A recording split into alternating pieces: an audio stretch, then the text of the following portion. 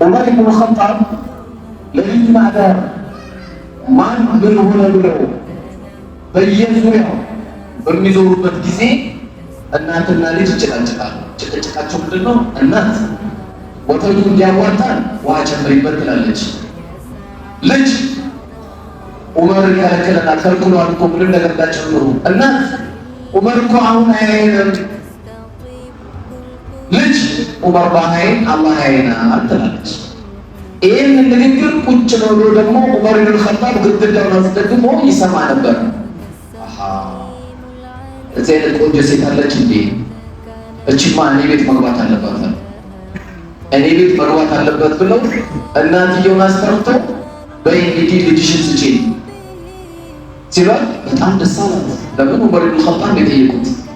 ከእንደገና ወደ ቤታቸው ሄደው ደግሞ ማነው እቺ ልጅን የሚያገባው ብሎ ልጆቻቸውን አማርጦ ለአንድ ልጃቸው ዳሩና ዱዓ አደረጉላቸው። ከነሱ ልጅ ዑመር ኢብኑ አብዱልአዚዝ ተፈጠረ። ዛሬ ሁላችሁ ዱዓ አድርጉ ስላችሁ የማን ዱዓ ሙስተጃብ እንደሆነ አናውቅም። እማንጠራጠረው ሁሉም እዚህ ውስጥ ያለው አመፀኛ ነው አንልም፣ ሁሉም መላእክት ነው አንልም። ትንሽ ከመካከላችን በሌሊት 10 ሰዓት ተነስቶ ዱዓ የሚያደርግ ባሪያ ካለ ዛሬ ለሳህዬ ዱዓ ሙስተጃብ ሆነለት ማለት ነው። አሁንም ያለን አማራጭ ይሄ ብቻ ነው። የእውነት ደስታ ለማግኘት እነዚህ ያማሩት የመስጊድ እርግቦችን ልጆችን ለማግኘት ከሐላል ውጪ ሌላ በር የለውም። ያንን ደግሞ ለማድረግ ከምንም በላይ አንድ በራችን ኒካ ብቻ። አላህ ደግሞ ሁሉም ይሄ ወጣት በቀኝም በግራም የሚመጣበት ፈተናዎች አሉ። አላህ ከሴት ፈተና አላህ ይጠብቀው። ሞባይል ላይ ከምናያቸው ፈተናዎች አላህ ይጠብቃል። ስለዚህ ኢስላም ትልቁ የሰጠን ትልቁ የአላህ ሱብሓነሁ ወተዓላ የመኖር ምልክት ያለው ወሚን አያቲሂ አን ኸለቀ ለኩም ሚን አንፉሲኩም አዝዋጅ ሊተስኩኑ ኢለይህ። የአላህ ሱብሓነሁ ወተዓላ ትልቁ ተአምር ተብሎ የተጠራው ምንድን ነው? ሴቶቻችን ናቸው። መረጋጊያ ብሎ አላህ ጠራቸው። መረጋጊያ ብሎ ብቻ ሳይሆን ትናንትና ጨካኝ የነበረው የሚቆጣ የነበረው ልጅ ደግሞ ልክ ሲያገባ ሳንዬ ዛሬ ዕለተ እሑድና የዛሬ ሳምንት ደግሞ ስታገኙት የሚያወራው ወሬው ራሱ እኩል አይደለም። ይላል ማስገኛ ትዳር ሊተስኩኑ ኢለይህ። ይህም ሳበቃ ትናንት የሚጠራት ማናት? ባለቤት ፋጡማ ነበረ። ማታ ግን ፋጡማ አይላትም፣ ፋጥዬ ነው የሚላት። ለምን?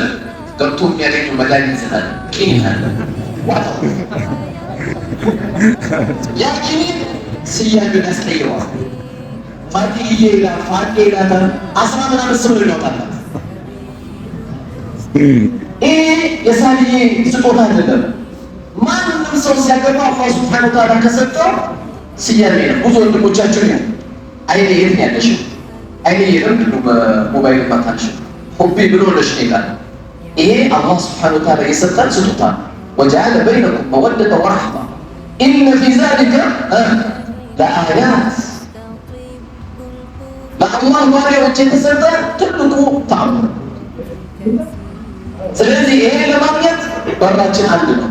ምንድነው? የኒካ በር ብቻ።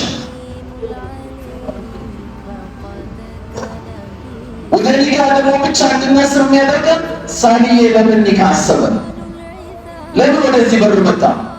መጀመሪያ ከኒካው በፊት ወደዚህ በር የሚያመጣው እዚህ ቤት ጓደኛ ሲሆን፣ እዚህ ቤት ገብቶ የረገጠ ሰው ከዚህ ጋር ይጠበቃል። ከዚህ ጋር ይጠበቃል። ኢነ ሰላተ ተንሃ ዐኒል ፋሕሻኢ ወልሙንከር። ሰላት ከአጸያፊና ከዝሙት ይጠብቃል። ሰግደ ስትወጣ ሄጄ ስማታለሁ ስትል ኧረ አላህን ፎግረዋለሁ ያው ሰግጄ መጥቼ ትላለህ። ለራስህ ለነፍስህ ሼም ይዘሃል።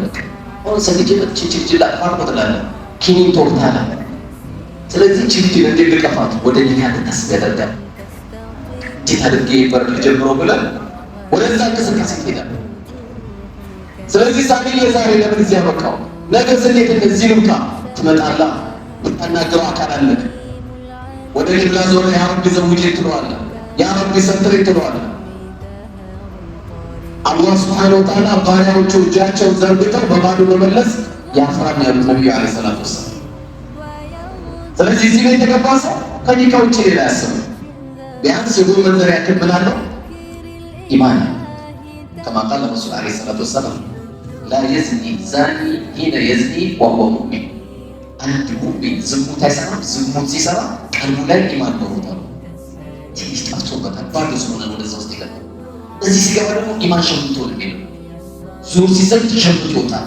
እስከ 10 የሆነ ነገር ያዳርግ የለው 10 ላይ መጥቶ ደግሞ አሁን ደግሞ ሸምቶ ይወጣል። በቅርብ ይመጣል፣ ሸምቶ ይወጣል። ማናችን ትልቅ ደረጃ በዱንያ በአኺራም ስኬት ላይ እንዲያደርገን ሀገራችን መስጊድ አድርገን ሳልዬ ተዳሮ ዛሬ አይደለም መስጊድ የገባ ቀን